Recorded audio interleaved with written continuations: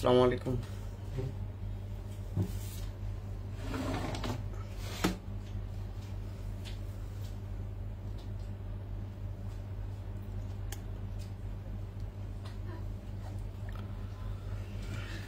ওকে, কেমন আছো সবাই? উদ্ভিদ বিজ্ঞান তুলনামূলক বায়োলজির প্রাণী বিজ্ঞানের চেয়ে একটু কঠিন লাগে অনেকের কাছে। তো আসলে প্রতি বছর আমি লিখে একটা পোস্ট করি সাজেশন, তো ভাবলাম যে এবার একটু কিছু কথা বলি। তো তোমাদের আল্লাহর রহমতে পরীক্ষার সহজ করার জন্য যা যা করা দরকার গভর্নমেন্ট তাই তাই করে দিয়েছে, যেটা আমি অ্যানালাইসিস করে দেখলাম। বিকজ তোমাদের পরীক্ষা দিতে হবে 45 মার্কসের, এর মধ্যে বড় প্রশ্ন থাকবে 8টা, দিতে হবে মাত্র 3টা।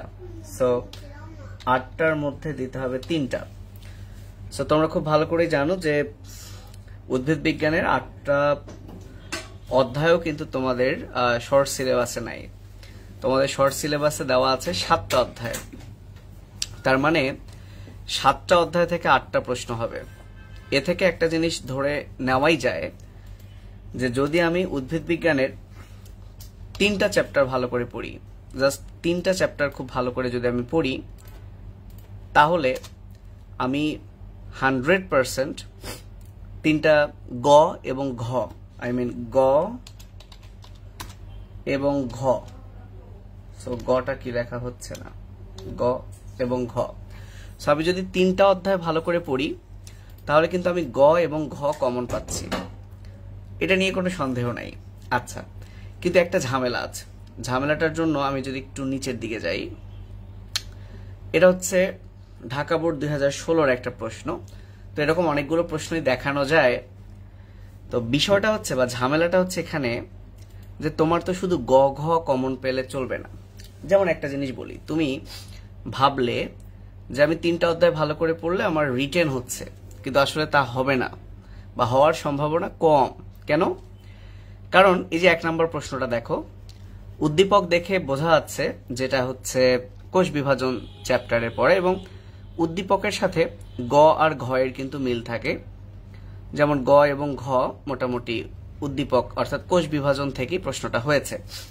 বাট খেয়াল করো, ক নাম্বার প্রশ্নটা হয়েছে অণুজীব থেকে, ক্যাপসিড কি। আবার খ নাম্বার প্রশ্নটা হয়েছে নগ্নবেজী ও আবৃতবেজী উদ্ভিদ থেকে, কোরালয়েড মূল বলতে কি বোঝো।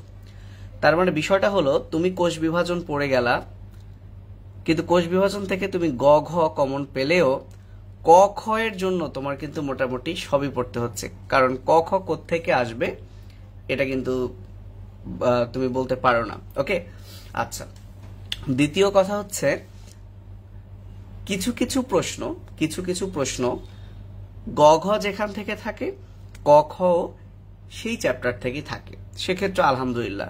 কিন্তু যেহেতু এর ব্যতিক্রম ঘটে বা এর ব্যতিক্রম হয়, তাহলে সেক্ষেত্রে একটা রিস্ক থেকেই যায় যে যারা ভাবছো যে যারা ইঞ্জিনিয়ারিং প্রিপারেশন বায়োলজি পড়বো না, জাস্ট 3টা অধ্যায় পড়ে যাব মামা, যা হবার হবে, সো এরকম আসলে না করাই উচিত। তবে হ্যাঁ, তুমি যদি এই 7টা অধ্যায়ের মধ্যে যে কোনো 3টা অধ্যায় তুমি যদি বেছে নাও, তাহলে গ এবং ঘ এর জন্য কোনো হেডেক নাই, তোমার কোনো হেডেক নাই। এবং সেই 3টা অধ্যায় যদি ভালো করে পড়ো, তাহলে কোথাও না কোথাও মানে কোনো না কোনো প্রশ্নে হয়তো বা তুমি কমন পাবাই।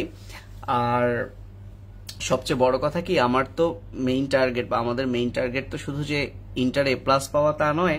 কারণ ইন্টার এ প্লাস পাওয়ার জন্য ওই যে বললাম যে অনেক সহজ করাই আছে, 25টার মধ্যে 15টা এমসিকিউ, বলো এরকম সহজ কিছু আর কি হয়। তো যেহেতু আমাদের টার্গেটটা হচ্ছে অ্যাডমিশন, যারা অন্তত বায়োলজি রিলেটেড কোনো অ্যাডমিশন দিবা, এবং মেডিকেল ছাড়া বাকি সবগুলোতেই শর্ট সিলেবাস ছিল, এমনকি মেডিকেলেও শর্ট সিলেবাস থেকে বেশি প্রশ্ন আসছে। তাই এতদিন যে প্রিপারেশনই নিয়েছো না কেন, এক্সট্রা পড়াশোনা করেছো কেন, সবকিছু বাদ দিয়ে তোমাদের সবার উচিত এখন শর্ট সিলেবাসের চ্যাপ্টারগুলো একটু ভালো করে পড়া। এখানে শর্টকাট বলতে কিছু নাই। তারপরে আমি তোমাদেরকে একটু বলবো যে চ্যাপ্টারগুলো থেকে একটু বেশি মার্কস পাওয়া যায়। তুমি যদি সিলেক্ট করো যে আমি 3টা চ্যাপ্টার ভালো করে পড়বো যাতে আমি খুব সুন্দর করে 3টা সৃজনশীল আনসার করতে পারি, তাহলে খুব সহজেই যে 3টা চ্যাপ্টার তুমি পড়তে পারো এবং একদম ফুল মার্কস পাবা। কারণ কি গ ঘয়ে 4 এবং 3, এই 3 এবং 4 এই 7 মার্কসের মধ্যে ধরেই নাও 7-এর মধ্যে 7 পাওয়াটা কিন্তু খুবই ডিফিকাল্ট, বা মানে তুলনামূলক, হয়তোবা টিচার কোনোটাতে 4-এর মধ্যে 4 নাও দিতে পারে। সো এই জন্য তোমরা জানো যে এ প্লাস পাওয়ার জন্য তোমাকে লাগবে 36, তো 36-এর মধ্যে তুমি এমসিকিউতে 15ই পাইলা, তাহলে তোমাকে রিটেনে পেতে হবে কিন্তু 21। তো রিটেনে 21 পেতে গেলে 3টা প্রশ্নে তোমাকে 7 মার্কস করে পেতে হবে, এবং এই 7-এর মধ্যে গ ঘয়ে যে তুমি 7-এ 7 পাবা এটার গ্যারান্টি কিন্তু নাই। কারণ ধরো সালোক সংশ্লেষণের গুরুত্ব, এই গুরুত্বের তো শেষ নাই, তোমার লেখা এখানে তখন একটা ফ্যাক্টর হিসেবে কাজ করবে। সো টিচারের মন মর্জি কাজ করবে।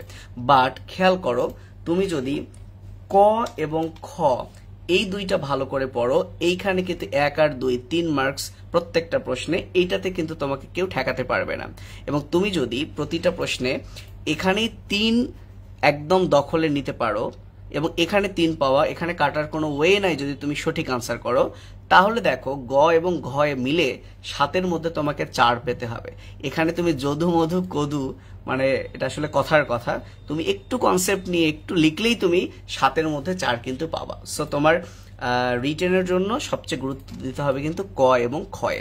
তো আমি একটু অধ্যায়গুলোতে লাল কালার দিয়েছি, আমি এখন একটু যদি গ্রিন সিগন্যাল দিই, তাহলে আমি গ্রিন সিগন্যাল দিব যে চ্যাপ্টারগুলো, অর্থাৎ যে চ্যাপ্টারগুলো থেকে পড়লে খুব সহজেই আমরা আনসার করতে পারবো এবং সহজেই প্রশ্নটা কমন পাবো এবং বলে দেওয়া যায়। সো আমি মনে মনে ভাবছি তোমাদের এমসিকিউ এর জন্য আমি যে কাজটা করব, আমার বিশ্বাস, আমার কেন জানি মনে হয় আমি 7টা চ্যাপ্টার থেকে, প্রতিটা চ্যাপ্টার থেকে 20টা করে 140টা এমসিকিউ এর প্রশ্ন দিব। আমার বিশ্বাস যে ওই 140 থেকে 25-এর মধ্যে 20টাই কমন পড়বে। সো এই কাজটা আমি করব। আমার 20 তারিখ 25 তারিখ পর্যন্ত একটা এক্সাম আছে, আমার এক্সামটা শেষ হলেই। তো আমি একটু রিটেন, যাতে তোমরা একটু পড়তে থাকো, সো পড়তে থাকো এটার জন্য। সো কোষ বিভাজন, সো খুব ছোট্ট একটা অধ্যায়, 2-3টা প্রশ্ন পড়লেই তুমি সবই কমন পাবা। আর একটা গ্রিন সিগন্যাল চ্যাপ্টার হচ্ছে নগ্নবীজি আবৃতবীজি, এটা একটা গ্রিন সিগন্যাল চ্যাপ্টার, এবং আরেকটা হচ্ছে টিস্যু ও টিস্যুতন্ত্র। সো মজার বিষয় বা সত্যি কথা বলছি, কোন স্টুডেন্ট যদি ভাবে যে আমি তো বায়োলজি এই প্রথম বইয়ে হাত দিব, তারপরেও সে যদি বেশি না 1 সপ্তাহ ঠিকঠাক পড়ে, এই 3টা অধ্যায় খুব সুন্দর করে আয়ত্তে এনে পরীক্ষায় ভালো করা সম্ভব। সো কোষ বিভাজন, নগ্নবীজি ও আবৃতবীজি উদ্ভিদ এবং টিস্যু ও টিস্যুতন্ত্র। সো তোমরা দেখতে পাচ্ছ যে আমি ক খ একটা ঘর করেছি এবং গ ঘ একটা ঘর করেছি। কেননা আমি ক এবং খয়ের জন্য যে জিনিসটা পড়ব, ক এবং খয়ের জন্য আমি যে জিনিসটা পড়ব, সো সেটা আসলে জ্ঞানমূলক অনুধাবনমূলক 2 হিসেবে পড়লেই আমার লাভ, কারণ কখন কোনটা আসে বলা যায় না। আর গ ঘয়ের জন্য একই কথা, কারণ কখন কোনটা গয়ে আসে কোনটা ঘয়ে আসে বোঝা যায় না। সো আমি স্টার্ট করি, তোমরা খাতা কলম বের করো, তোমাদের কাছে যদি খাতা কলম থাকে, অথবা পরে আমি দেখি যদি সুযোগ হয় এই জিনিসে আমি যা লিখবো সেটার একটা পিডিএফ দেওয়ার চেষ্টা করব। তো আমি যদি 7 আর 8 এই 2টা অধ্যায়ের কথা বলি, একটাই কথা এবং গ্যারান্টি দেওয়া কথা, একদম গ্যারান্টি দেওয়া কথা, বাট ক খ কমন পাবা কিনা আমি বলতে পারবো না, মানে এর গ ঘয়ের সাথে ক খ তো অন্য চ্যাপ্টার থেকে থাকতে পারে। সো তোমরা খুব ভালো করে জানো যে 2টা গোত্র আছে, একটা হচ্ছে পোয়েসি আর একটা হচ্ছে মালভেসি, এবং বিশ্বাস করো কিনা একদম লিখে রাখো যে এই 2টা গোত্রের যে শনাক্তকারী বৈশিষ্ট্য আছে ভাইয়া, এই 2টা গোত্রের যে শনাক্তকারী বৈশিষ্ট্য আছে এবং এই 2টা গোত্রের যে উদ্ভিদগুলো আছে তাদের গুরুত্ব এবং শনাক্তকারী বৈশিষ্ট্য পারা মানেই এদের পার্থক্যটাও পরীক্ষায় আসতে পারে। সো বিশ্বাস করো আর নাই করো, এই পোয়েসি এবং মালভেসির শনাক্তকারী বৈশিষ্ট্য অথবা পার্থক্য এবং যদি গুরুত্ব পড়ো, আর যদি খুব কঠিন করে পুষ্প প্রতীক ও পুষ্প সংকেত, বিশেষ করে পোয়েসির মধ্যে ধানের পুষ্প প্রতীক পুষ্প সংকেত আছে আর মালভেসির মধ্যে জবার আছে। আমি বলে দিচ্ছি যে এই প্রশ্ন তুমি ইনশাআল্লাহ কমন পাবাই পাবা, এই অন্তত 2022 সালে। যদি এমন হয় যে আমার কথা শুনে প্রশ্ন চেঞ্জ করছে ভিন্ন ইস্যু, কারণ এই চ্যাপ্টারের এইটা ছাড়া কোনো প্রশ্নই নাই। গ ঘয়ে এই পোয়েসি মালভেসির এইটুকু জিনিস ছাড়া কোনো প্রশ্নই নাই। এবং তুমি দেখো এর শনাক্তকারী বৈশিষ্ট্য পার্থক্য একদম খাঁচা মার্ক। হ্যাঁ, পুষ্প প্রতীক আঁকতে পারলে ফুল মার্কস। তোমার আঁকা সুন্দর হইতে হবে না, জিনিসটা তুমি বুঝাইতে পারলে হইলো। পুষ্প সংকেতে ফুল মার্কস, এখানে মার্কস কাটার কোনো জায়গা নেই। এই চ্যাপ্টারে মার্কস কাটার জায়গা হচ্ছে গুরুত্ব, অর্থাৎ এই গুরুত্বের মধ্যে তুমি হয়তো বা 4-এ 4 নাও পাইতে পারো।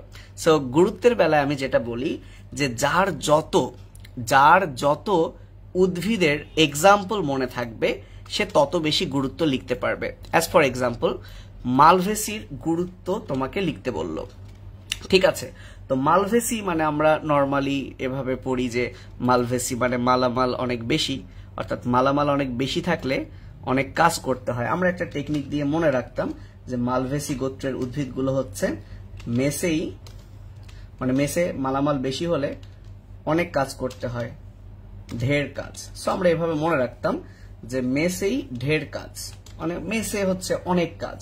অর্থাৎ আমরা জানি যে মেতে হচ্ছে মেস্তাপাট এবং সাথে আরেকটা আছে, সেটা হলো মরিচ ফুল। ওকে, আমরা জানি যে শতে হচ্ছে স্থল পদ্ম, আমরা জানি ইতে হচ্ছে ইন্ডিয়ান টিউলিপ, আমরা এটাও জানি। আমি কেন লিখছি এগুলো একটু বলি। ঢেরতে ঢেঁড়স, চন্দ্রবিন্দু মনে হয় বাদ গেল, যাক ব্যাপার না।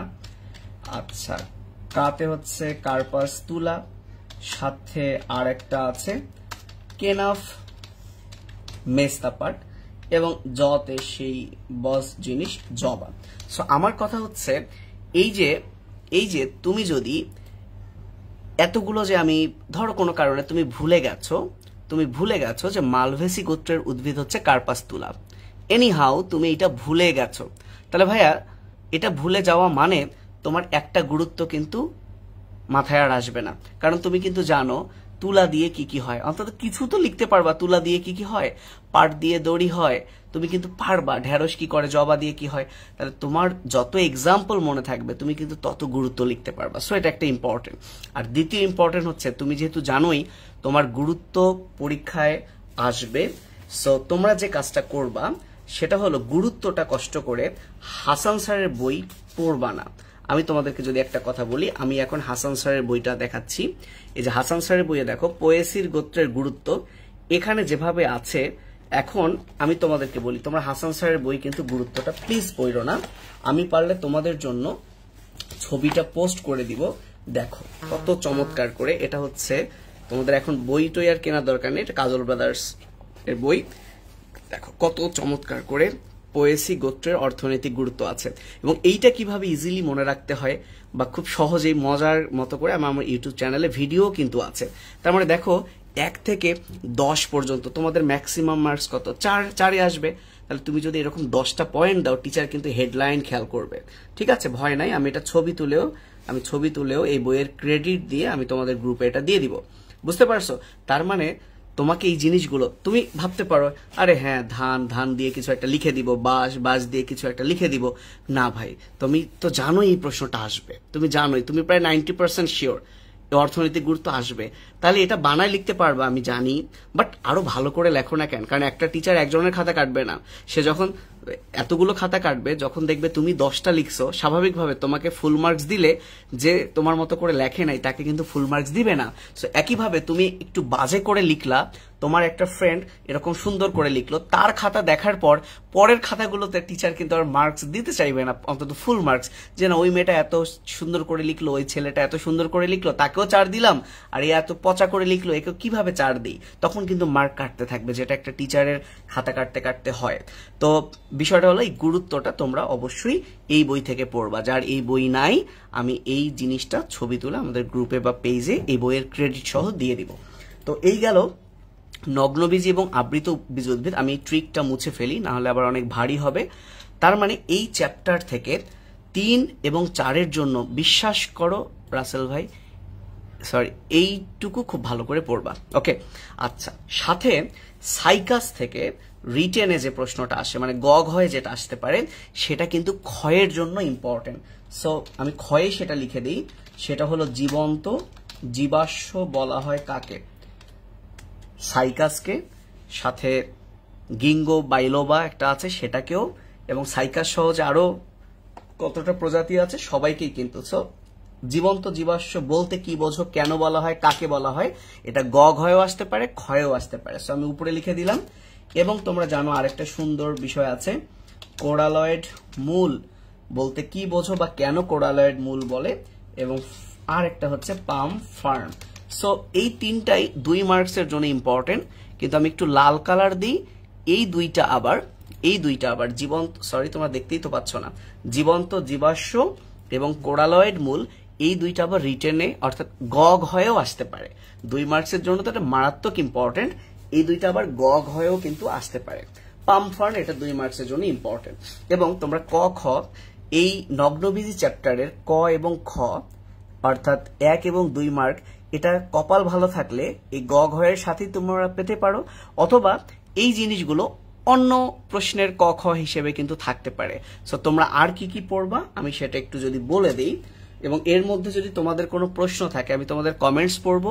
এই চ্যাপ্টারের তোমাদের যদি কোনো প্রশ্ন থাকে এভাবে দেখায় যদি বোঝানো যায় আমি তোমাদেরকে বোঝাবো। সো তোমরা এই 3টা তো পড়বাই।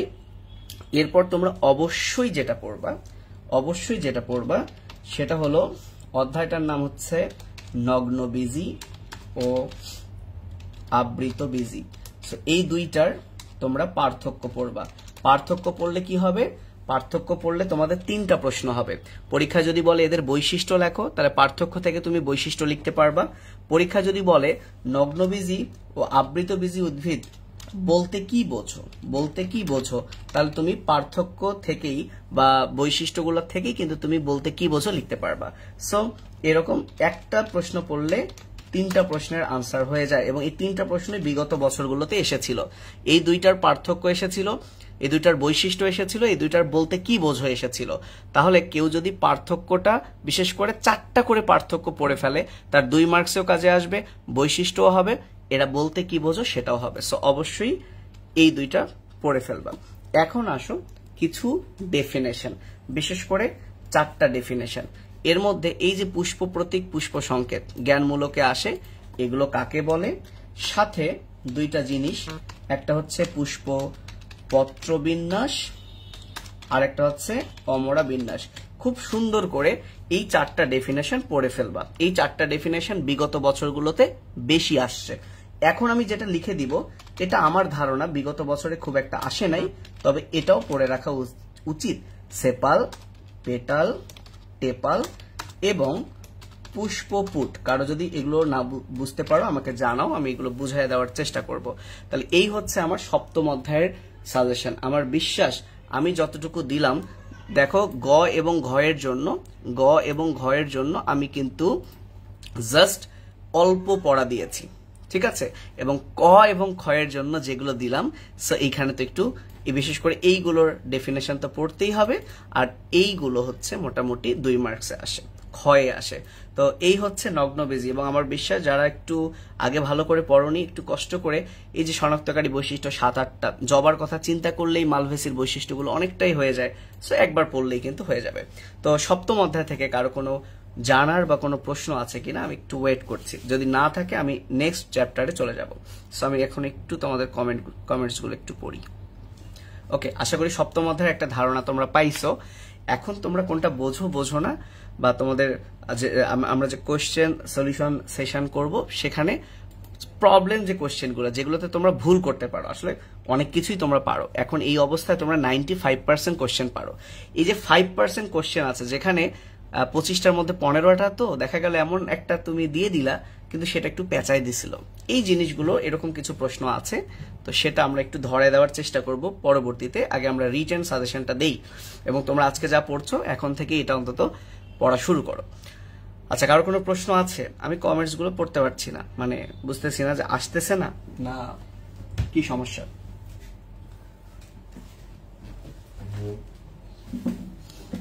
আমি আমার আরেকটা ফোন বের করি,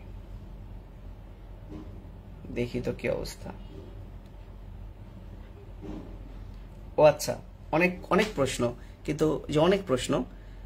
আচ্ছা, দিয়া বলছে ভাইয়া জবা ছাড়া অন্য কোনো উদ্ভিদের নাম দিলে যদি টা মালভিয়েসি গোত্রের হয় তবে পুষ্প প্রতীক কি জবাটা দেওয়া যাবে? প্রথম কথা বলি দিয়া, জবা ছাড়া অন্য কোনো উদ্ভিদ দিবে না। সত্যি বলছি, জবা ছাড়া অন্য কোনো উদ্ভিদ দিবে না, গ্যারান্টি। হ্যাঁ, আর কোনো কথাই হবে না, জবা ছাড়া অন্য কোনো উদ্ভিদ দিবে না। আর যদি দিয়েও দেয়, ডেফিনেটলি তুমি জবার ওই পুষ্প প্রতীকটাই দিবা, কিন্তু দিবে না। আর কারো প্রশ্ন? আচ্ছা, অনেকের কাছে ক্লিয়ার না, ওরকম কোনো প্রশ্ন নাই। তাহলে আমরা নেক্সট চ্যাপ্টারে যাই। আমরা চলে যাই অষ্টম অধ্যায়। অষ্টম অধ্যায় থেকেও আমি জাস্ট 2টা প্রশ্ন বলবো, ইনশাল্লাহ এটাই আসবে, এবং এটা নিয়েও যদি না বোঝো আমাকে জানবা। সো গ ঘয়ে আমরা চলে যাই। গ ঘয়ে ইনশাল্লাহ এই প্রশ্নটাই লিখে দিলাম, লিখতেই চলে আসছে বা প্রশ্ন সেট হয়ে গেছে। সো আমি কিন্তু এই সাজেশনটা দিচ্ছি বাংলাদেশের সকল বোর্ডের জন্য, not only Rajshahi board. So সকল বোর্ডে একই প্রশ্ন কিনা আমি এটা ভুলে গেছি। সো একবার সকল বোর্ডে একসাথে হয়েছে, এবার আলাদা হবে কিনা আমার আসলে ভুলে গেছি। তো সব বোর্ডের জন্যই একই, এমন না যে আমি রাজশাহীতে আমাদের প্রাইভেট সেন্টার, তো রাজশাহী কেন্দ্র করে না বা রাজশাহী বেসিস করে কিন্তু না, পুরো বাংলাদেশের সকল বোর্ড বেসিস করে, যে কোনো বোর্ডে যে কোনোটা আসবে। সো একবীজপত্রী ও, আচ্ছা একবীজপত্রী ও না, ঠিক একবীজপত্রী মূল ও, ঝটপট লিখে ফেলো ভাইয়া, লিখে ফেলো। একবীজপত্রী কাণ্ডের, এটা আসবেই, লিখে রাখো। অন্তর্গঠনের, হ্যাঁ বানান টানা একটু ভুল হইতে পারে, শনাক্তকারী বৈশিষ্ট্য। সো বৈশিষ্ট্য মানে পার্থক্য, এবং সাথে অবশ্যই চিত্র আঁকা শিখতে হবে, এবং কয় কোটি % স্টার চিহ্ন দাও। মানে এই চ্যাপ্টার থেকে একটা প্রশ্ন আসলে এটাই সেই প্রশ্ন। বাট কেউ যদি মনে করে না আমি রিস্ক নিব না, আমি আরেকটা পড়বো, তাহলে সেক্ষেত্রে সে পড়বে ভাস্কুলার বান্ডলের প্রকারভেদ। এবং যেহেতু ভাস্কুলার বান্ডল মেইনলি জাইলেম এবং ফ্লোয়েম নিয়ে গঠিত, তাহলে জাইলেম ও ফ্লোয়েমের গুরুত্ব, আসলে জাইলেম ফ্লোয়েম না লিখে আমি গুরুত্ব লিখি, কেননা ভাস্কুলার বান্ডলের গুরুত্বের মধ্যে জাইলেম ফ্লোয়েম সাথে ক্যাম্বিয়ামটাও চলে আসে। তাহলে এটা হচ্ছে সেকেন্ড প্রশ্ন। আর যদি খুব বিশ্রী প্রশ্ন করে, খারাপ প্রশ্ন করে ফেললো, তাহলে তোমাদের যে প্রশ্নটা হবে ভাজক টিস্যুর প্রকারভেদ ও গুরুত্ব, দ্যাটস ইট। সো এই চ্যাপ্টারের এই 3টাই প্রশ্ন। এবং তোমরা একটা জিনিস দেখো, 3টা প্রশ্ন দেওয়া মানে কিন্তু খুব রিস্কি বিষয়, কারণ কি গয়ে একটা প্রশ্ন, ঘয়ে একটা প্রশ্ন, তার মানে এই 3টার মধ্যে তো 2টা থাকবেই। সো কপাল ভালো থাকলে এখান থেকে একটা থাকবে একদম 100% গ ঘ ইনশাল্লাহ। আর এই 2টা বিশেষ করে এই একবীজপত্রী মূল কাণ্ডের উদ্দীপক এমন ভাবে থাকতে পারে, কারণ একটার সাথে এক ভাবে রিলেট করে দিতে পারে, বুঝতে পারছো? সো আমার বিশ্বাস এইটুকু প্রশ্ন পড়লেই তোমরা গ ঘ এই চ্যাপ্টার থেকে কমন পাবে, এর বাইরে আর কোনো প্রশ্ন কিন্তু নাই। তবে ক এবং খ, তাহলে এটা আমি একটু হাইলাইট করি, ঠিক আছে? এগুলো হচ্ছে টিস্যু এবং টিস্যু তন্ত্রের গুরুত্বপূর্ণ কি প্রশ্ন। আচ্ছা, ক খয়ে এটাই তোমাদের বারবার পড়তে হবে। যেমন তোমাকে অবশ্যই প্রথমে পড়তে হবে স্টিলি কি। আর তুমি যদি জানো স্টিলি কি, তাহলে স্টিলির বাইরে আছে বহিঃস্টিলীয় অঞ্চল, এবং স্টিলির ভেতরে আছে, মানে স্টিলির মধ্যে আছে অন্তঃস্টিলীয় অঞ্চল। তাহলে স্টিলি কি জানলে একটা স্টুডেন্ট বহিঃস্টিলীয় এবং অন্তঃস্টিলীয় অঞ্চল এই 2টা সম্পর্কে কিন্তু সে জানবে। দ্বিতীয় যেটা জ্ঞানমূলকের জন্য অবশ্যই লাগবে, সেটা হচ্ছে এই যে কোন স্টুডেন্ট যদি ভাজক টিস্যুর প্রকারভেদ পড়ে, এই যে প্রকারভেদগুলো, এটা যদি তুমি রিটেনের জন্য পড়ো, তাহলে এখানে বিভিন্ন প্রকারভেদের নাম আছে, যেমন মাস ভাজক টিস্যু, প্লেট ভাজক টিস্যু, রিব ভাজক টিস্যু, এদের ডেফিনেশন যে কোনো একটা দিতে পারে। আবার প্রোটোডার্ম, প্রোক্যাম্বিয়াম, গ্রাউন্ড মেরিস্টেম, আবার শীর্ষস্থ ভাজক টিস্যু, এই যে বিষয়গুলো আছে। এমনকি ভাজক টিস্যুর ইংলিশ যে মেরিস্টেম, এটাই আসতে পারে যে মেরিস্টেম কি, বুঝতে পারছো? মেরিস্টেম হচ্ছে ভাজক টিস্যু। তাহলে আমি কি বললাম, ভাজক টিস্যুর প্রকারভেদ এই প্রকারভেদ থেকে, এই ভাজক টিস্যুর প্রকারভেদ থেকে কোনো একটা সংজ্ঞা, প্রকারভেদ থেকে কোনো একটা সংজ্ঞা দিয়ে দিতে পারে, প্রকারভেদ থেকে কোনো একটা সংজ্ঞা দিয়ে দিতে পারে। ঠিক আছে, তাহলে তোমরা যদি রিটেনের জন্য ভাজক টিস্যুর প্রকারভেদ পড়ো তাহলে কিন্তু জ্ঞানমূলকেও তোমার এটা কাজে লাগছে। ওকে, আবার তোমরা যদি ভাস্কুলার বান্ডলের প্রকারভেদ পড়ো, আমি 2 বার দেখছি এইটা আসছে যে ভাস্কুলার বান্ডল কি, এটা পরীক্ষায় আসছে যে ভাস্কুলার বান্ডল কি। সো ভাস্কুলার বান্ডল কি এটা একবার মানে 2 বার দেখছি আমি, পরীক্ষা আসতে পারে। আচ্ছা, যেটা আরেকটা খুব মজার সেটা হচ্ছে এপিডার্মিস এবং এপিব্লেমা, এই যে একসাথে মিলিয়ে পড়বা। এপিব্লেমা হচ্ছে মূলের আবরণ আর এপিডার্মিস হচ্ছে কাণ্ড এবং পাতার আবরণ। ঠিক আছে, তাহলে এপিডার্মিস কি, এপিব্লেমা কি, হয়ে গেল। আচ্ছা, এখন ভেতরে 2টা গুরুত্বপূর্ণ জিনিস আছে, সেই দুইটা হচ্ছে একটু বলি, স্টার্চ শীট এবং এটা এমসিকিউ এর জন্য খুব ইম্পর্টেন্ট, আর একটা হচ্ছে ক্যাসপেরিয়ান স্ট্রিপ এবং আর একটা হচ্ছে বান্ডল ক্যাপ। এই 3টা সম্পর্কে ধারণা থাকতেই হবে এবং এই 3টা এমসিকিউ এর জন্য খুব ইম্পর্টেন্ট। বান্ডল ক্যাপ বা যেটাকে আমরা বলি কি বলি, গুচ্ছ টুপি, বা এটার আরেকটা নাম হচ্ছে হার্ড বাস্ট। এই 3টা জিনিস কাকে বলে বা এগুলো কোথায় থাকে, এমসিকিউ এর জন্য ইম্পর্টেন্ট। সর্বোচ্চ তুমি যদি ভাস্কুলার বান্ডলের মধ্যে যেহেতু ক্যাম্বিয়াম আছে, সো ক্যাম্বিয়াম কাকে বলে। সো আমার বিশ্বাস এই যে জিনিসগুলো নিলাম, সো এক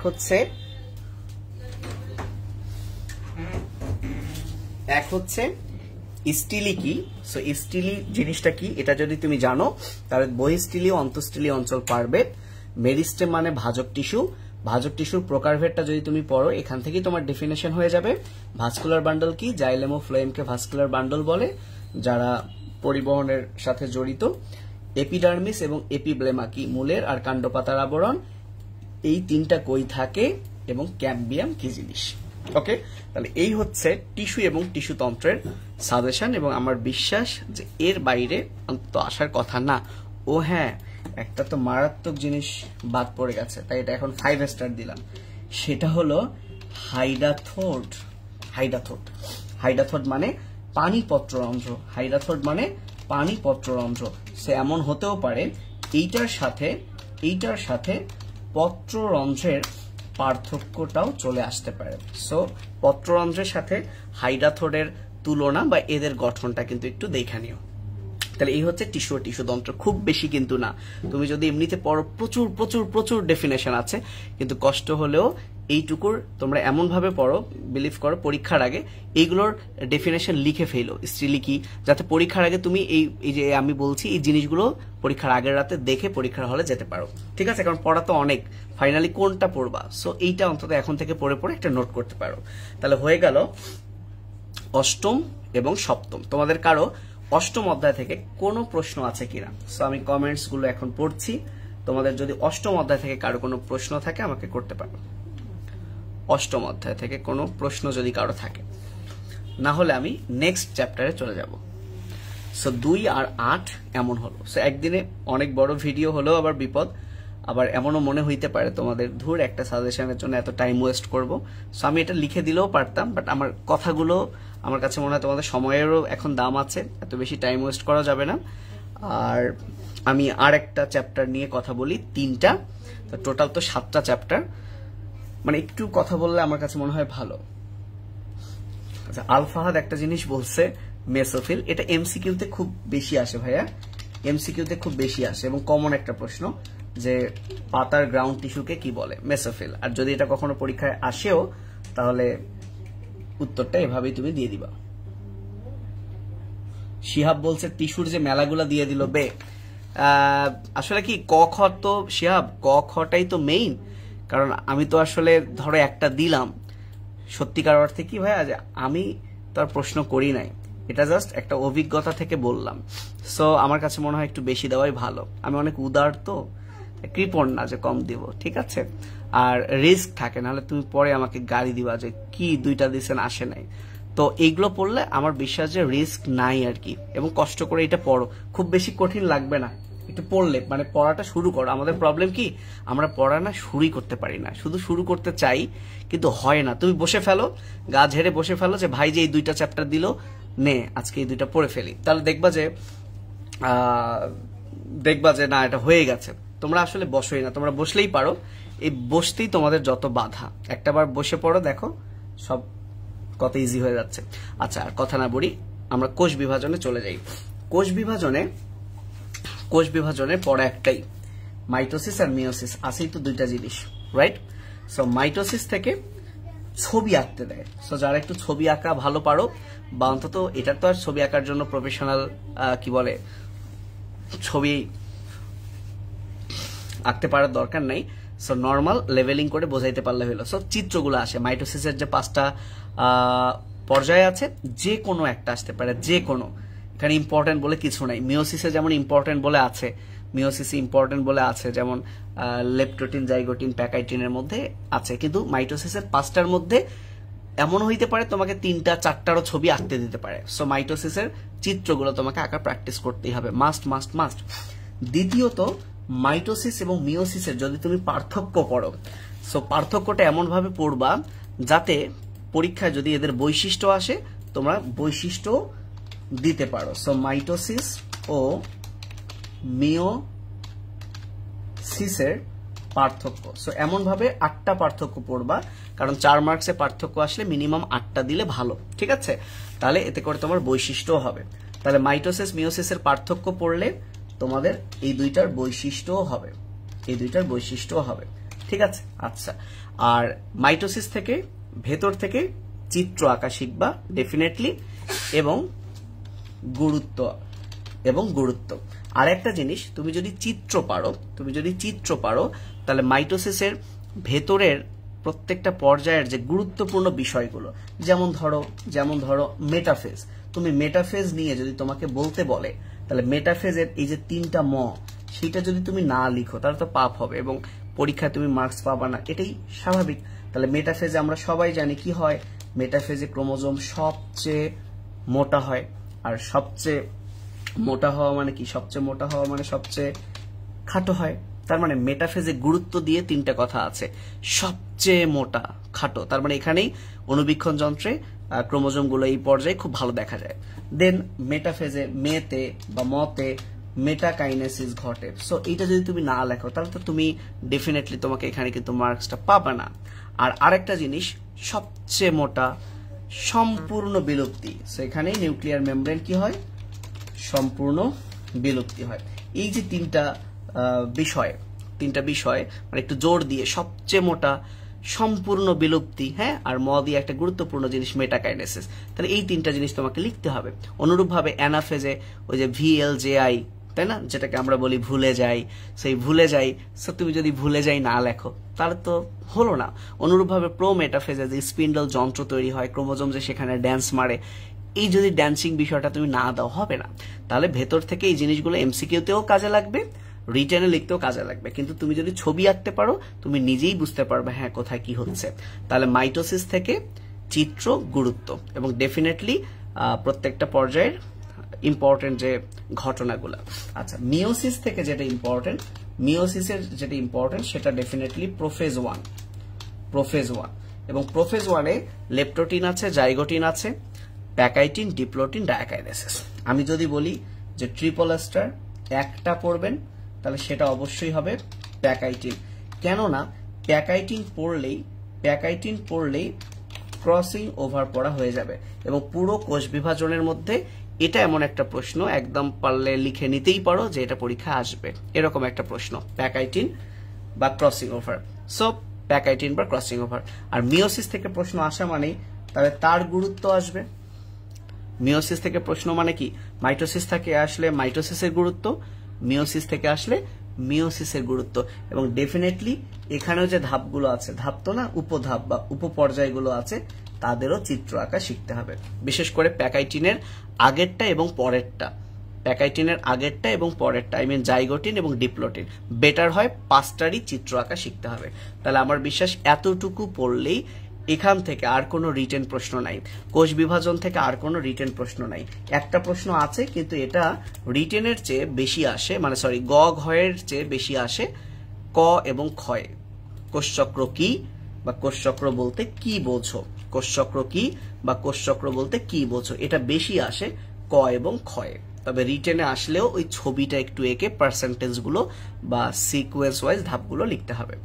আচ্ছা চলে আসি ক ক্ষয়ে কি কি আসতে পারে। ক ক্ষয়ে তোমরা জানো মাইটোসিস আর মিওসিসের খুব সুন্দর দুইটা নাম আছে। মাইটোসিসকে বলে সমীকরণিক বিভাজন আর মিওসিসকে বলে হ্রাসমূলক বিভাজন। সো মাইটোসিসকে কেন সমীকরণিক বিভাজন বলে আশা করি বুঝতে পেরেছো। অনুরূপভাবে মিওসিসকে কেন হ্রাসমূলক বিভাজন বলে, হ্রাসমূলক বিভাজন বলে। সো এই দুইটা হচ্ছে খুব বেশি ইম্পর্টেন্ট কোষ বিভাজন থেকে 2 মার্কসের জন্য। কার জন্য? 2 মার্কসের জন্য। এবার আসো কয়েকটা কাইনেসিস আছে, একসাথে পড়লে একদম মনে পড়বে। কি কি সেই কাইনেসিস গুলো? একটা হচ্ছে ক্যারিও কাইনেসিস, তারপর সাইটো কাইনেসিস, তারপর কি মেটা কাইনেসিস এবং ইন্টার কাইনেসিস। তাহলে এই যে তিনটা কাইনেসিস ক্যারিওকাইনেসিস, সাইটোকাইনেসিস, মেটাকাইনেসিস, ইন্টারকাইনেসিস। আমার বিশ্বাস তোমরা খুব সহজে এগুলো পারো। এরপরে যদি আমি বলি যে নেক্সট কোনটা ইম্পর্টেন্ট, এই যে ক্রসিং ওভার বললাম, এই ক্রসিং ওভার যদি কেউ রিটেনের জন্য পড়ে সো 2 মার্কস আসলেও সে পারবে। এবার আসো দুইটা কোষের মৃত্যু আছে, একটাকে আমরা বলি অ্যাপোপ্টোসিস এবং আরেকটাকে আমরা বলি নেক্রোসিস। সো অ্যাপোপ্টোসিস আর একটা হচ্ছে নেক্রোসিস।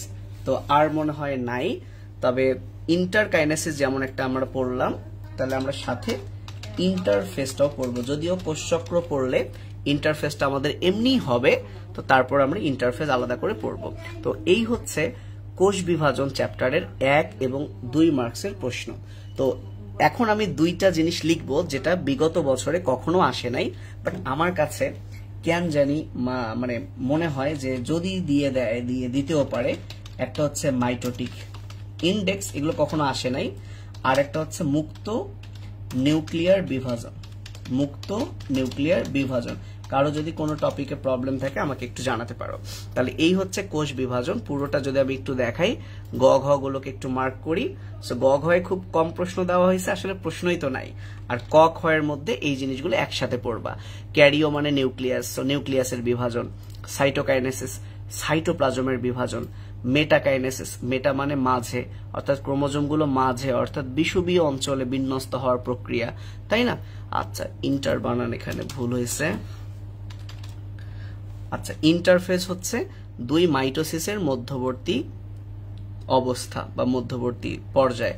আর ইন্টারকাইনেসিসের অপর নাম কে বলতে পারবা? তার জন্য একটা পুরস্কার আছে। সে যদি রাজশাহীর হয়ে থাকে তাহলে অফিস থেকে সে কিটক্যাট পাবে, আর বাইরের হয়ে গেলে কিছু পাবে না, কারণ কিটক্যাট কুরিয়ার করতে অনেক টাকা লাগবে। সো ইন্টারকাইনেসিস, এটার অপর নাম কি দেখি কে বলতে পারে? ঝটপট খুশি হব যদি পারে কেউ। ইন্টারকাইনেসিসের অপর নাম কি দেখি তো, কে পারে? ইন্টারকাইনেসিসের অপর নাম। ও অনেক বেজে গেছে, 38 মিনিট হয়ে গেছে। 3টা অধ্যায়ের কথা বলতেই। সো আমার কাছে মনে হয় পরীক্ষার যেহেতু এখনো 1.5 মাসের মতো আছে, সো এই যে 3টা অধ্যায় যদি তোমরা চাও, তোমরা চাইলে আমি কাজ করব, আমার আপত্তি নাই। তোমরা যদি মনে করো ভাইয়া হ্যাঁ এই 3টা চ্যাপ্টার আমরা পড়বো, আপনি এই 3টা চ্যাপ্টারের কি আর, সো এটা মেইনলি আমি যদি তোমরা পড়াশোনা করো, সো আমরা লাইভ হয়তো বা কোনো কোশ্চেন করবো, তোমরা আনসার দিবা, বা আমি এই 3টা অধ্যায়ের নেক্সট এমসিকিউ অ্যানালাইসিস ভিডিও দিব, যেখানে ভুল হয়। সব না, কারণ সব করতে গেলে তো কোষ বিভাজনের 200 এমসিকিউ আছে। এই 200-র মধ্যে 12টা এমসিকিউ আছে যেগুলো তোমাদের প্যাস লাগে। সেই 12টা ছবি টবি দেখায় আমি বোঝাই দিব। সো তোমরা আগ্রহী হলে আমি এই 3টার সেটা এমসিকিউ দেখা দিব। সো সৌমিক বলছে বিশ্রাম দশা হয় নাই, সাইব বলছে ইন্টারফেস 2 হয় নাই। ছি কি আজব। কেউ পারছে না? হ্যাঁ, কেউই পারে না? ইন্টারকাইনেসিসের অপর নাম কেউই পারে না? আওয়াজ দাও, এটা কি বোঝাবো? ইন্টারকাইনেসিসের অপর নাম কি, এটা কি বোঝাবো? বোঝায় তাহলে আমাদের এই 3টা অধ্যায়ের সাজেশন শেষ হয়ে যাবে। তাহলে আমাদের বাকি 4টা থাকবে এবং এই 3টা অধ্যায় তোমরা পড়ো, পড়ে এটার উপর আমরা একটা এমসিকিউ রিভিউ ক্লাস নেব। আমি কি ইন্টারকাইনেসিসের অপর নামটা বোঝাবো? তোমরা কি বলো? 205-6 জন দেখছো, বলো ইন্টারকাইনেসিসের অপর নাম কি, এটা কি বোঝাবো? আচ্ছা আমি লিখি, তোমরা তো কেউ পারলা না। এর অপর নামটা না আগে লিখে দিলে তো হয়েই গেল, তো বুঝেই গেলাম। আমি একটু বোঝাই শেষ করি। রঙ্গন বলছি ইন্টারফেজ, ওই গাথা, ইন্টারফেজ আর ইন্টারকাইনেসিস এক হলে আবার আলাদা করে দিব কেন? এই যে দেখো, একটা জিনিস মনে রাখবা সব সময়, সেইটা হলো আমি একটা নেই, এটা কিছু নেই, তাহলে ভালো হবে।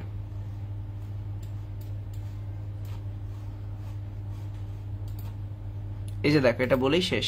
এটা বোঝো না, খালি পড়ো। হ্যাঁ অমিত, অমিত লাইনে আসছে, গুড। অমিত কিছুটা বলছে। তো ভাই কোষ বিভাজন, আচ্ছা মিওসিসের কথা যদি আমি বলি, মিওসিস বা মায়োসিস যাই বলো, মায়োসিসটাই বলে অনেকেই। তো এই মিওসিস 2 প্রকার। মিওসিস কয় প্রকার? 2 প্রকার।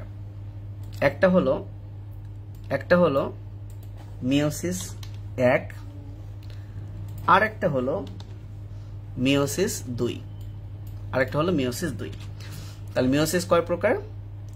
2 প্রকার। একটা হলো মিওসিস 1 আর একটা হচ্ছে মিওসিস 2। ওকে, ঠিক আছে।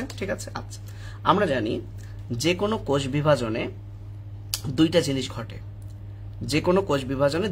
ঘটে। প্রথমে নিউক্লিয়াস বিভাজিত হয় এবং তারপর সাইটোপ্লাজম বিভাজিত হয়। তো নিউক্লিয়াস বিভাজনটাকে আমরা বলি ক্যারিওকাইনেসিস। নিউক্লিয়াসের বিভাজনটাকে আমরা কি বলি? ক্যারিওকাইনেসিস। তাহলে মিওসিস 1 যেহেতু, তাহলে মিওসিস 1 এর হচ্ছে 2টা পার্ট। মিওসিস 1 এর কয়টা পার্ট? 2টা পার্ট। একটা হচ্ছে ক্যারিওকাইনেসিস আর একটা হচ্ছে সাইটোকাইনেসিস, রাইট? তাহলে আমি মিওসিস 1 যেহেতু, তাহলে মিওসিসের প্রথমে হবে ক্যারিওকাইনেসিস। লক্ষ্য করো, প্রথমে কি হবে?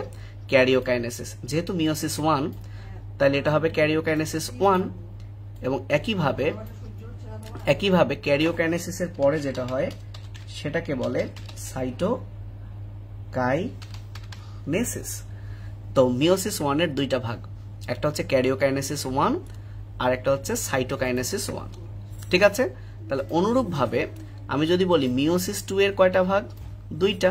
একটা হচ্ছে ক্যারিওকাইনেসিস 2 এবং আরেকটা হচ্ছে সাইটোকাইনেসিস 2। তাহলে কয়টা ভাগ? মিওসিস 2 এর 2টা ভাগ, একটা হচ্ছে ক্যারিওকাইনেসিস 2 আর একটা হচ্ছে সাইটোকাইনেসিস 2। এখন ইন্টারকাইনেসিস কি? তাহলে ইন্টারকাইনেসিস বিষয়টা হলো মিওসিসের নিউক্লিয়াস কিন্তু 2 বার বিভাজিত হয়। মিওসিসের নিউক্লিয়াস কয়বার বিভাজিত হয়? 2 বার। কারণ আমরা জানি ক্যারিওকাইনেসিস মানে নিউক্লিয়াসের বিভাজন। তাহলে ক্যারিওকাইনেসিস 1 মানে প্রথম নিউক্লিয়াসের বিভাজন, আর ক্যারিওকাইনেসিস 2 মানে দ্বিতীয় নিউক্লিয়াসের বিভাজন। এবং এই যে মিওসিসে 2 বার নিউক্লিয়াস বিভাজন হয়, ক্যারিওকাইনেসিস হয় কয়বার?